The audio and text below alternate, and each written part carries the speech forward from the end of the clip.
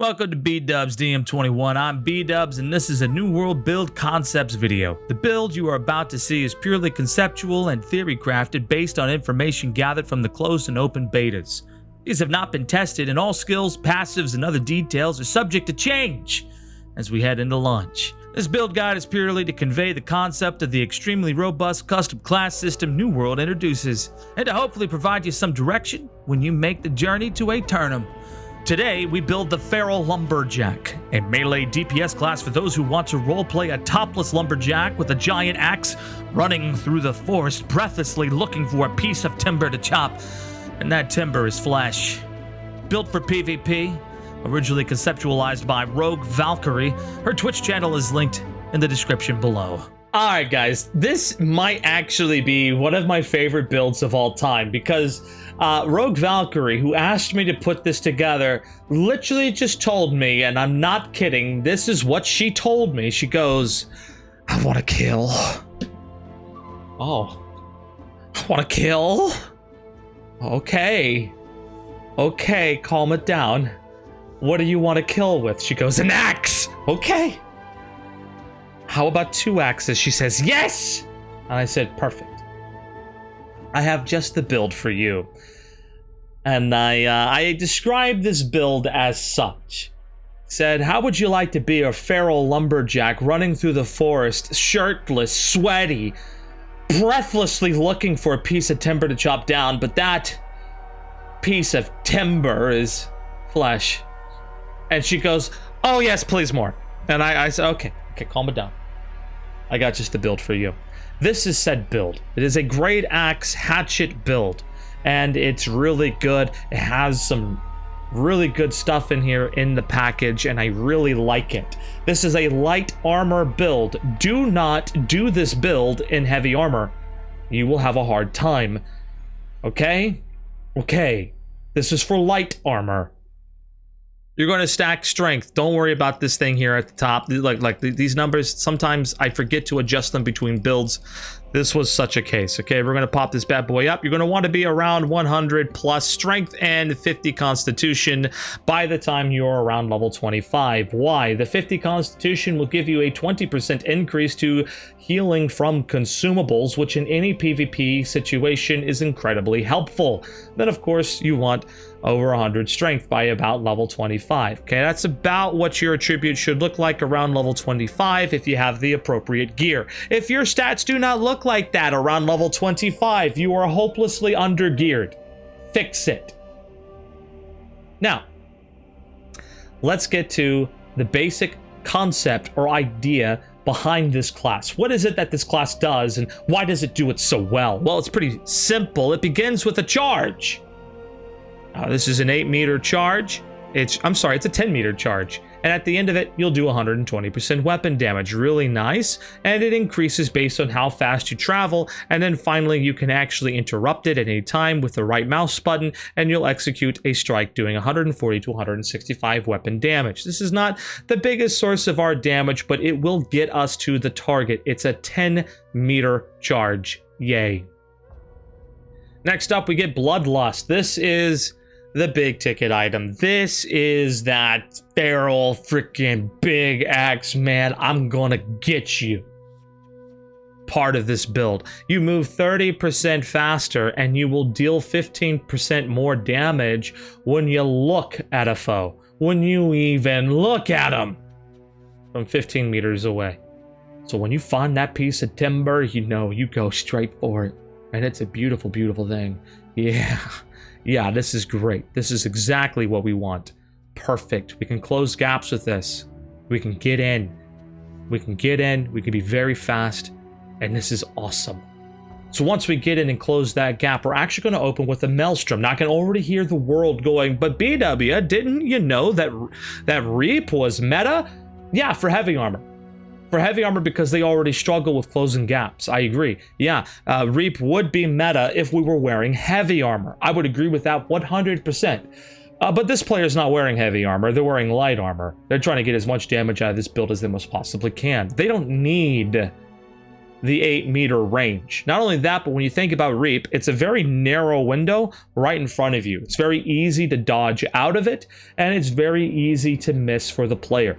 So if you're in light armor and not heavy armor, you have a lot more mobility with the big dodge rolls, and with all of the speed you're going to be getting, you're going to be able to keep up and catch up with anybody and everybody you need to.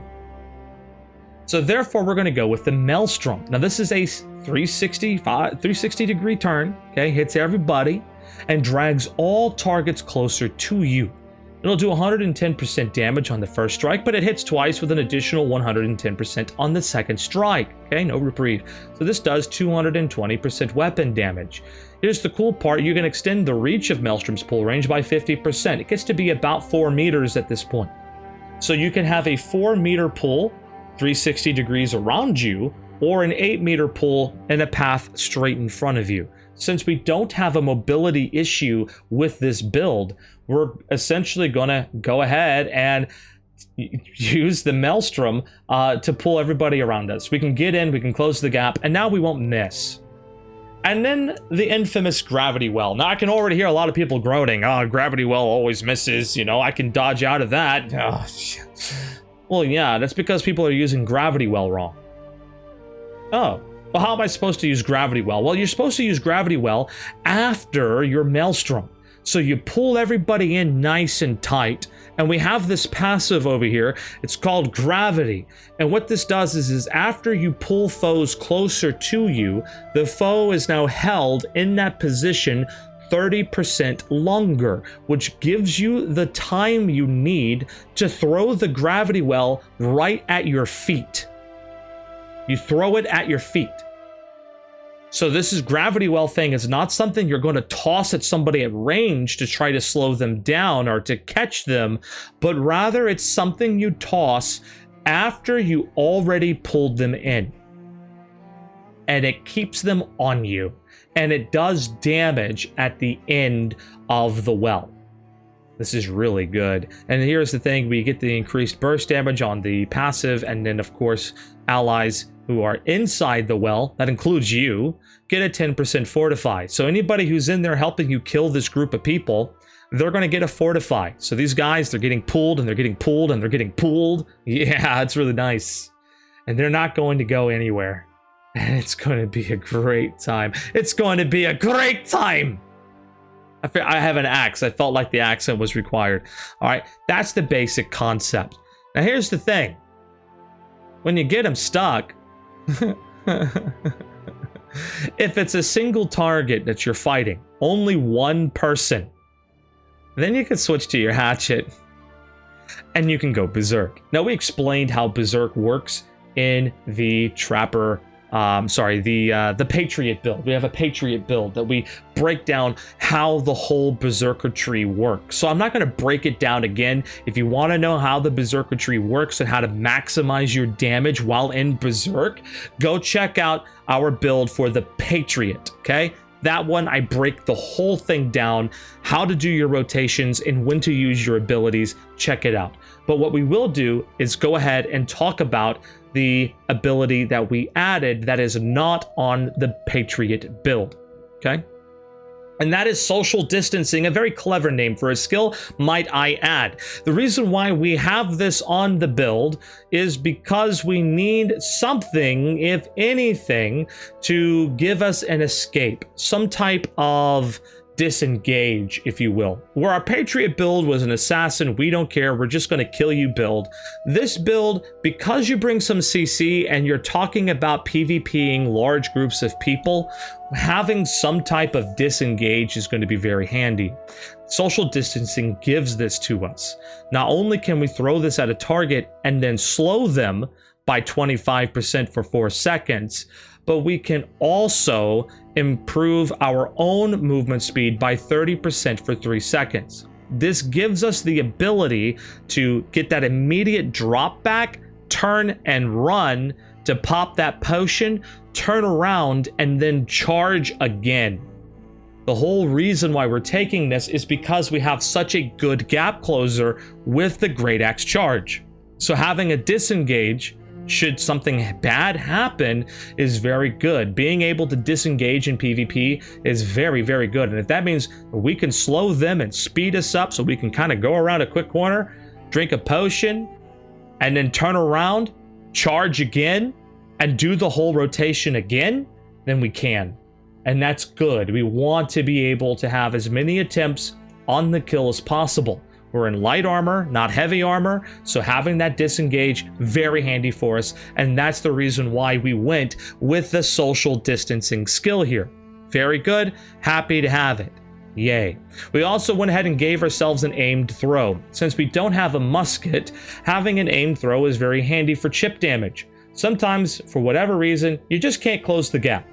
Maybe there's a lake between you and them, maybe they fell in the water.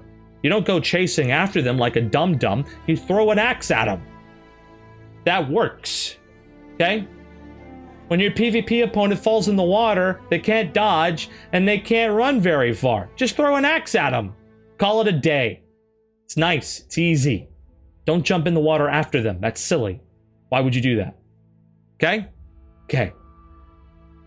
Next, we took the Adrenaline Rush. Dodging within 2 seconds of triggering an ability will consume 25% less stamina. So essentially the concept here is you social distance, then you dodge. So you pretty much get a discount stamina dodge, really nice.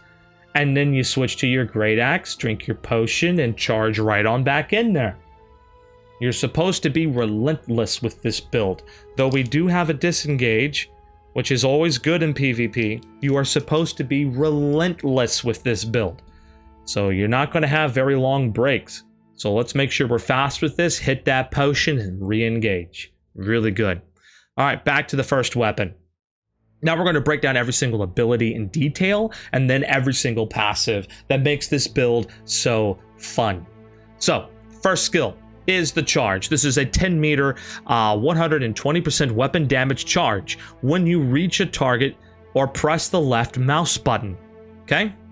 Now this ability has Unstoppable. You cannot interrupt while performing this ability. Cannot be interrupted while performing this ability. Okay?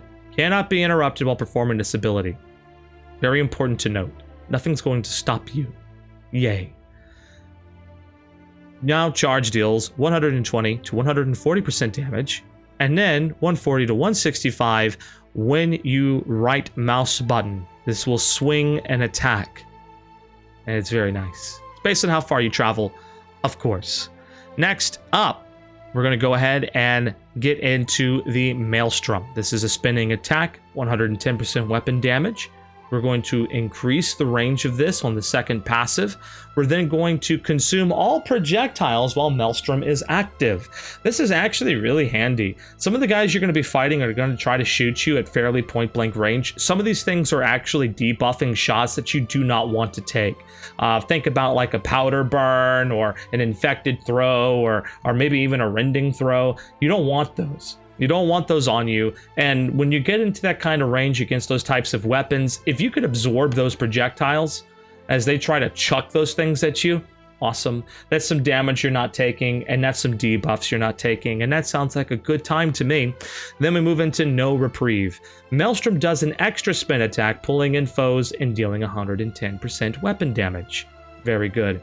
Next up is the Gravity Well. I see the Gravity Well being used wrongly a lot. We already talked about this a little bit, but in short, this is not something you want to throw and chuck ahead to try to get people to slow down. This is something you use. You throw it at your feet once they're already within melee range. That way you will never miss this, especially if you do it after a pull.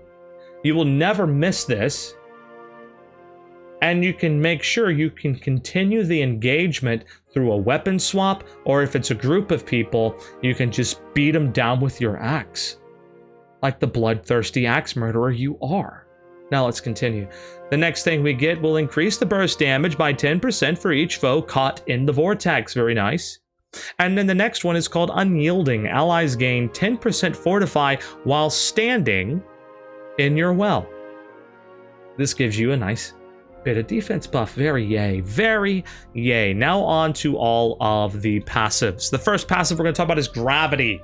This is a very important passive. This passive makes me feel very happy. Yeah, it's nice. Basic what happens is that when you pull your foe in, they are held for 30% longer. Now this is every pull. This includes your Maelstrom. This includes if you took the heavy pull passive, which, hey, why not? Maybe give it a try. I don't think it's possible with this build because we didn't take more than 2 skills on this side.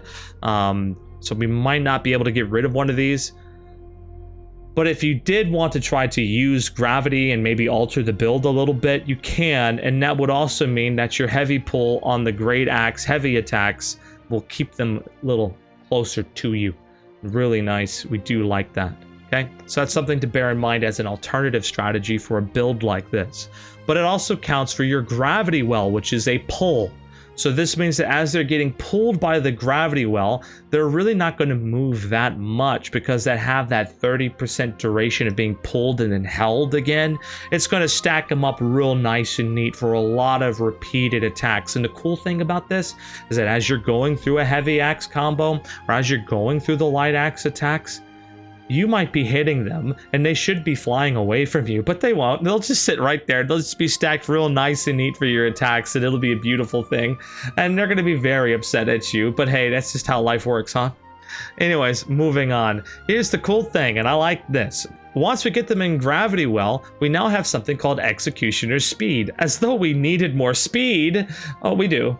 Anyways, hitting 2+ targets with a single Great Axe light attack swing grants 3 seconds of 20% haste. So while we are having the Great Axe out, again, Great Axe from multiple targets, Hatchet after the gravity well for a single target, okay? So we're assuming that if we're actually doing our light attack combos with the Great Axe in the gravity well, we're fighting 2 or more targets. This will give us an additional 20% haste for 3 seconds. So if we need to pull away or chase for any reason, we'll have an additional 20% haste on top of our 30% haste just for looking at them. They're not going to get away from you. They're just not going to get away from you. You got them. They're stuck. Here's the next thing. Light attacks with your Great Axe give you 5% damage for 5 seconds. Oh, this stacks up to 3 times. So now you're going to get 15% damage. So when they're in the gravity well and you're dealing with 2 folk, just hit them 3 times. Now you're at full power. It's awesome. Good to go. Light attacks, guys, in the gravity well. Light attacks. Next up, Death's Embrace. Your Great attacks against foes below 50% health will penetrate their armor by 10%. Very nice.